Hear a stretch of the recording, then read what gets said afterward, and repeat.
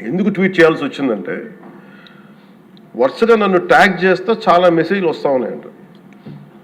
నా ఆఫీస్ నుంచి అన్ని పంపించేటప్పుడు నేను చూసాను ఏం జరిగిందంటే, మీరు ఎవరు మాట్లాడరేంటి, ఇలాంటి రిపోర్ట్ ఉన్నప్పుడు కూడా మీరు ఎవరు మాట్లాడరు ఏంటంటే, అప్పుడు నా ఉద్దేశం ఏముందంటే, దిగి ఈ దేవాలయాలు జరిగే ఇలాంటివన్నీ ఇవన్నీ కూర్చోబెట్టి దీనికి ఒక రక్షణ ఒక సనాతన ధర్మ రక్షణ బోర్డు లాంటి ఉంటే బాగుంటుంది.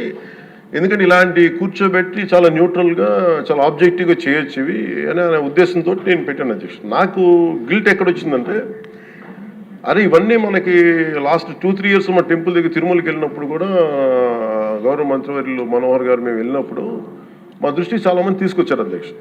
మేమే 2-3 పర్యాలు మేమే మాట్లాడుకున్నాం.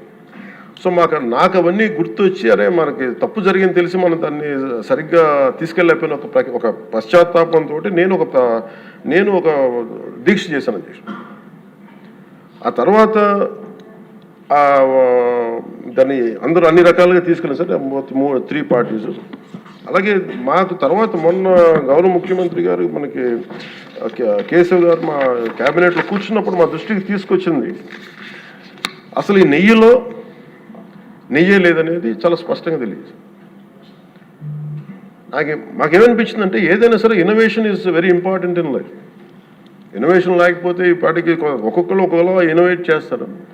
బట్ ఈ పర్టికులర్ ఈ గత ప్రభుత్వంలో ఉన్న వ్యక్తులు వీళ్ళు అరాచకంలో ఇన్నోవేషన్ చేశారు. వీళ్ళు కల్తీలు కూడా, అంటే మామూలుగా ఒక నెయ్యి కావాలంటే పాలలో నుంచే కాకుండా రసాయనాల నుంచి కూడా తీయచ్చు, మిగతా వాటి నుంచి కూడా తీయచ్చు అని చేసి చూపించారు.